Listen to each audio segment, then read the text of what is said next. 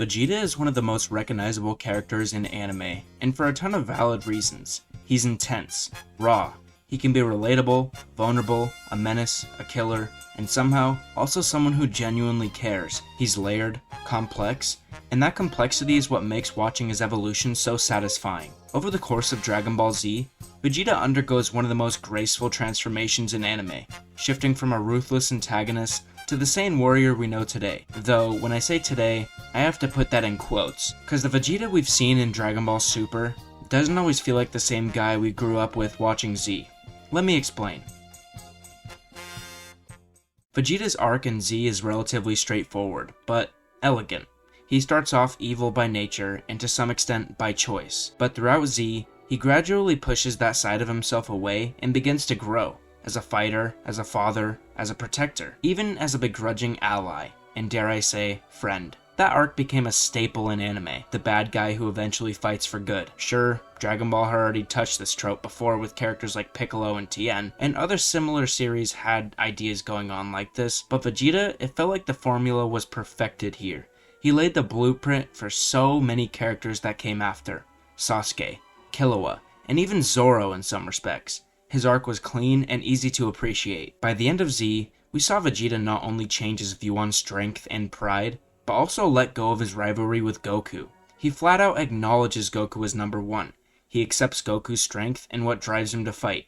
Toriyama even considered writing an alternate ending where Vegeta still resents Goku's power for some reason, but ultimately chose the version where Vegeta matured, and that decision made sense. Obviously, that wasn't the only reason why he went with that ending, but it's still something to mention. It was the accumulation of everything his arc had been building toward. Then, Super came along, and things started to feel off. Suddenly, Vegeta's back to training in secret while Goku's not around, once again chasing his rival's power. He refuses to fuse unless it's absolutely necessary, and makes side remarks about fighting alone, all the stuff that flies in the face of his closing moments in the Buu saga. Some argue that Super takes place before the end of Z, so Vegeta hasn't fully reached that final stage of maturity yet, but the problem is, even before Z ends, we already saw this shift and him pretty much reach that mental conclusion, understanding that Goku's strength comes from a different place, and even making the ultimate sacrifice because of that realization. And he said Goku was number one. I fought to push down others. You only fight to push yourself. Hang in there, Kakarot. You are number one. This isn't the first time Vegeta's backtracked. After Goku died, Vegeta said he'd stop fighting, and he didn't keep that promise. You died without fear. What does that make of me? I am no warrior, and I will never fight again. But even then, his reasoning returned with Goku, so the circumstances made the backtrack feel more organic. In Super, the regression feels less earned. He already started fighting for his family, not just himself, and he had found peace in that, so to suddenly return to the pride-driven rival role felt like a step backward. That said, I get it. Fans miss that badass, cocky, untouchable Vegeta. That edge is what made him iconic, but personally, I enjoyed seeing him grow. It gave his history more weight, seeing him go from a space tyrant to a protector by choice. That's a full circle journey. And to Super's credit, the anime handles that better than the manga.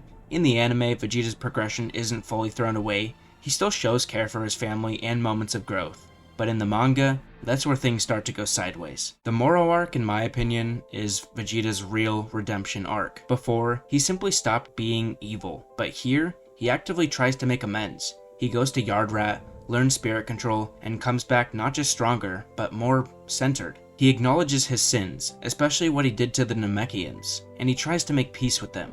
It's genuine growth. He doesn't just protect people because it's convenient, he does it because he knows it's the right thing to do now. The arc reinforces that Z-ending Vegeta, the one who's calmer, wiser, a man who conquered not just his enemies, but his own darkness, and I loved that.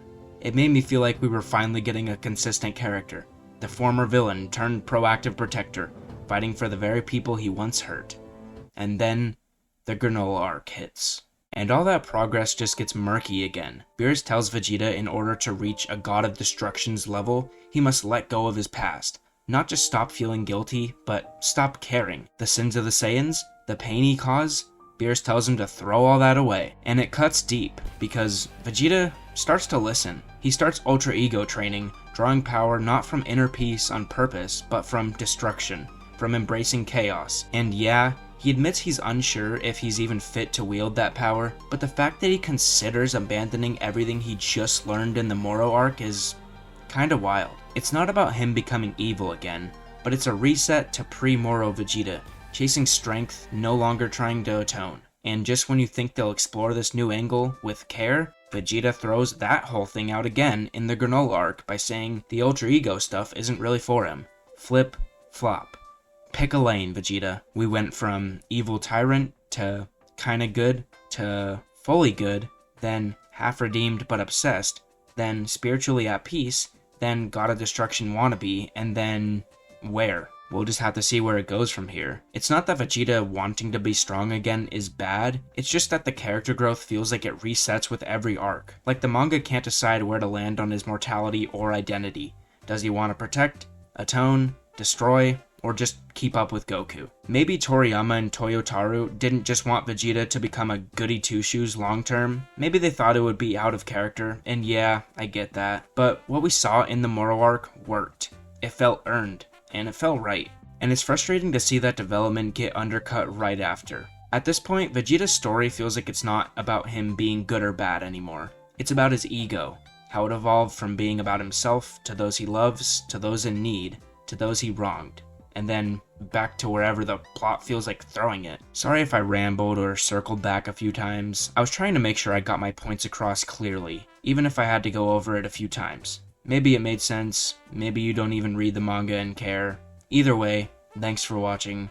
Drop a like, sub up if you want to support the channel, and that's all I had to talk about. Take care.